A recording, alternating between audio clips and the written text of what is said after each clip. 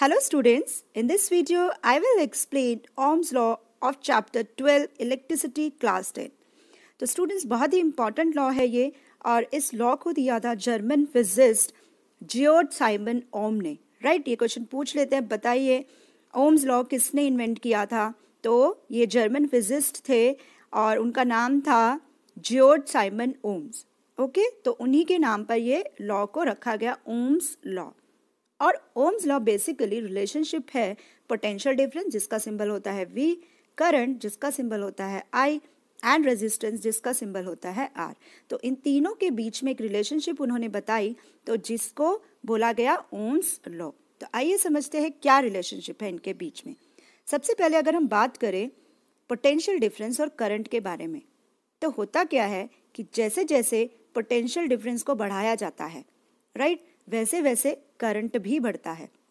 जैसे आपने अपने घर में देखा होगा कि जो बल्ब ग्लो करता है, कभी कभी क्या होता है ये बल्ब थोड़ा डिम ग्लो करता है. तो ऐसा क्यों होता है?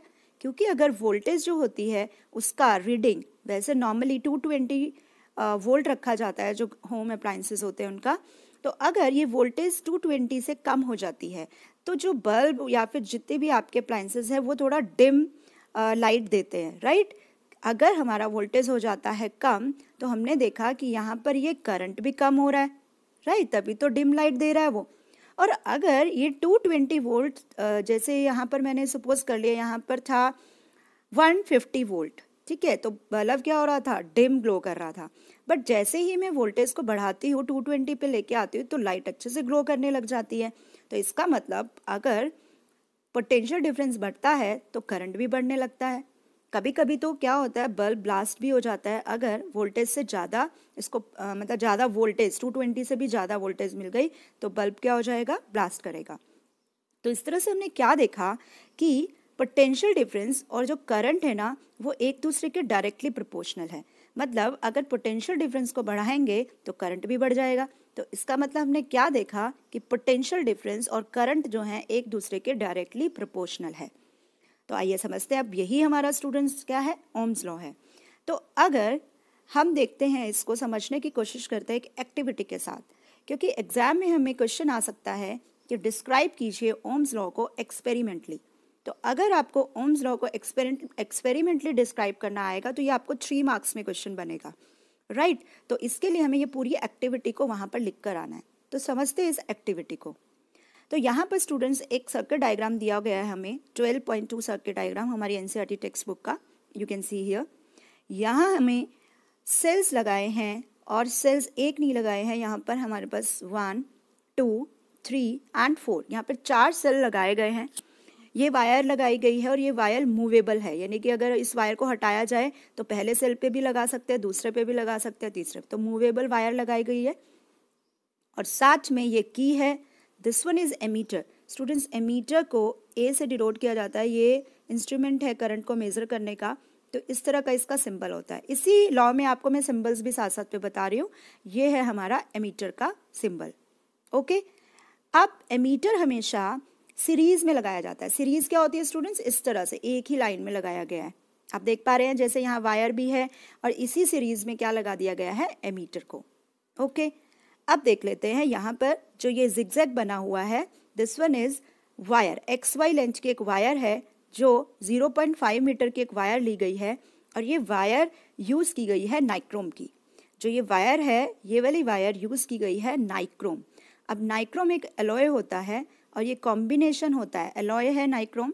यहाँ से भी क्वेश्चन पूछ लिया जाता है, बताइए कौन सी वायर यूज़ की जाती है. तो नाइक्रोम एक एलॉय है, ये कॉम्बिनेशन है कुछ मेटल्स का, जैसे कि आयरन मेटल, क्रोमियम हो गया, मैग्नीज हो गया, इनका कॉम्बिनेशन होता है नाइक्रोम. तो यहाँ पर XY जो 0.5 मीटर लेंथ की वायर ली गई है, उसके वायर का जो मटेरियल है वो नाइक्रोम का बना हुआ है. राइट, अब आप देख रहे हैं यहाँ पर एक पैरेलल में वोल्ट मीटर को लगाया गया है. यहाँ देखिए ये पैरेलल में वोल्ट मीटर लगाया गया है जो पोटेंशियल डिफरेंस को मेजर करता है. ओके, तो आपने एक चीज़ यहाँ पे नोट की, जो एमीटर है वो सीरीज में लगाया गया है. तो यहाँ से भी क्वेश्चन बनता है कि एमीटर को सीरीज में लगाया जाता है या पैरेलल में, और वोल्ट मीटर को कहाँ पे लगाया गया है स्टूडेंट्स, पैरेलल में. तो यहाँ से बहुत सारे क्वेश्चन बनते हैं, तो इसलिए सभी पॉइंट्स को अच्छे से समझेंगे. ओके, तो हमने देखा ये सर्किट डायग्राम है।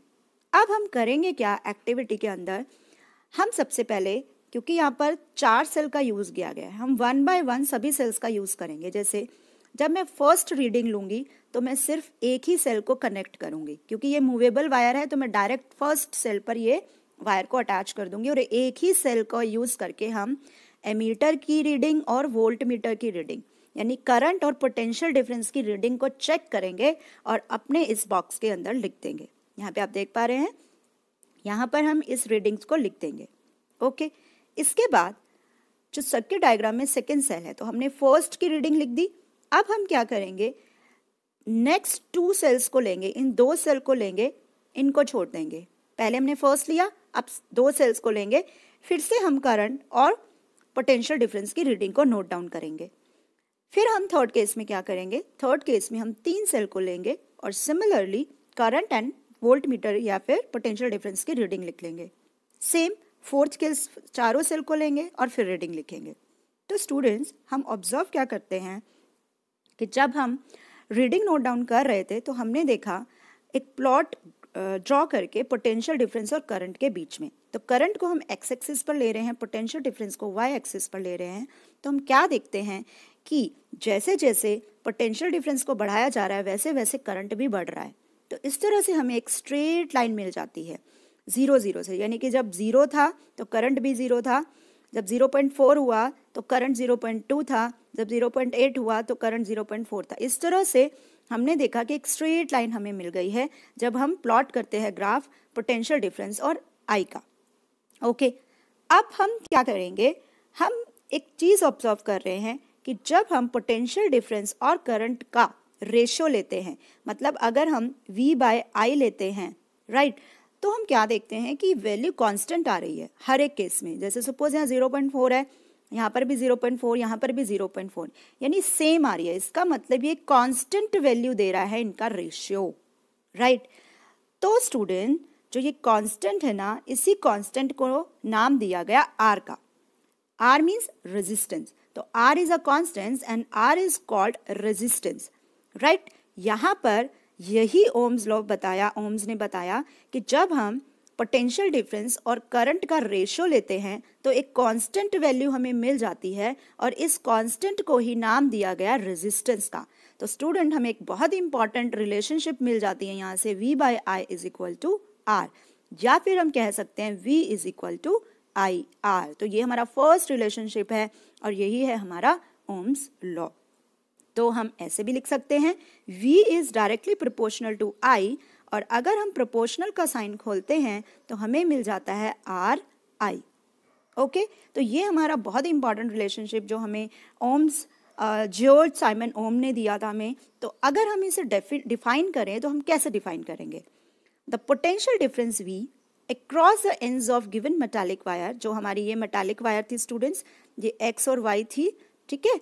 तो ये बोलता है कि इनके एंड पर जो पोटेंशियल डिफरेंस है और एक सर्किट डायग्राम के अंदर वो डायरेक्टली प्रोपोर्शनल होता है करंट फ्लोइंग थ्रू इट। जो इसमें करंट फ्लो कर रहा है उसके डायरेक्टली प्रोपोर्शनल होता है, मतलब कि V is directly proportional to I। और यहाँ पे एक कंडीशन है कि जो टेम्परेचर रहेगा ना वो कांस्टेंट रहेगा। ऐसे ही नहीं होगा कि टेम्परेचर कम या ज़्यादा नहीं होगा, temperature remains constant and this is called the Ohm's law. I hope आपको ओम्स लॉ का कंसेप्ट अब क्लियर हो गया होगा। तो अब बात कर लेते हैं आर के बारे में। तो स्टूडेंट्स, यहाँ पर आर मैंने जैसे कि बताया, आर एक कांस्टेंट है, मेटालिक वायर जो हमें दी है उसके रिगार्डिंग, और हमें एक पर्टिकुलर टेम्परेचर दिया जाएगा और इसे बोला जाएगा रेजिस्टेंस। तो it is the property of conductor to resist the flow of charges. Resistance का काम होता है फ्लो ऑफ चार्जेस को कंट्रोल में रखना, कम या ज़्यादा हो रहे हैं उसका कंट्रोल, रेजिस्ट करके रखना उसको, तो ये रेजिस्टेंस का होता है काम, राइट। अब इसी रिलेशनशिप से हम फर्दर 2 रिलेशनशिप और निकाल सकते हैं, देखते हैं आगे। तो V is equal to I R हमें मिल गया था, तो हम वहाँ से अगर V is equal to I R है तो यहाँ से मैं R की वैल्यू भी तो निकाल सकती हूँ। तो R क्या हो जाएगा स्टूडेंट्स, ये वाला I इसके नीचे आ जाएगा तो V बाय I हो जाएगा। तो एक रिलेशनशिप हमें ये मिल गया, राइट, सेकेंड रिलेशनशिप। अब थर्ड भी देख लेते हैं। अगर हमें करंट निकालना है तो करंट निकल जाएगा V अपॉन R, इसी को रीअरेंज कर देंगे, V अपॉन R बन जाएगा। तो ये हमारे 3 रिलेशंस हैं जो ओम्स लॉ से ही बने हैं। अब स्टूडेंट्स एसआई यूनिट पूछ ली जाती है ओम की, तो ओम के नाम पर ही एसआई यूनिट रखी गई, तो ओम है इसकी एसआई यूनिट, राइट। तो यहाँ पर इसको आर को हम ओम से डिनोट करते हैं, यानी कि इसकी एसआई यूनिट हमारी रेजिस्टेंस की ओम हो गई है यहाँ पर, और इसको ग्रीक लेटर इस लेटर से डिनोट किया जाता है, ये ग्रीक लेटर है। तो according to Ohm's law R is equal to V by I. तो if the potential difference across the two ends of the conductor 1 volt, बोलता है कि अगर 1 वोल्ट पोटेंशियल डिफरेंस होता है तो current through it is 1 ampere, तो current होगा 1 ampere, then resistance of the conductor is 1 ohm, तो रेजिस्टेंस हो जाएगा 1 ओम। कैसे? जैसे कि हमने देखा कि R क्या होता है V अपॉन I के बराबर, और V होता है स्टूडेंट्स, बोलता है अगर पोटेंशियल डिफरेंस 1 वोल्ट है, पोटेंशियल डिफरेंस क्या है 1 वोल्ट, इसकी यूनिट होती है, करंट है अगर 1 एम्पियर, तो रेजिस्टेंस हो जाएगा 1 ओम के बराबर, राइट। तो ये था हमारा, अगर आपको पूछा जाए पोटेंशियल डिफरेंस 1 वोल्ट है तो करंट और रेजिस्टेंस क्या होगा, या फिर आपको पूछ लेगा तो 1 ओम की वैल्यू क्या होगी, 1 volt upon 1 ampere. I hope आपको ओम्स लॉ का कंसेप्ट हो गया होगा क्लियर। Thank you.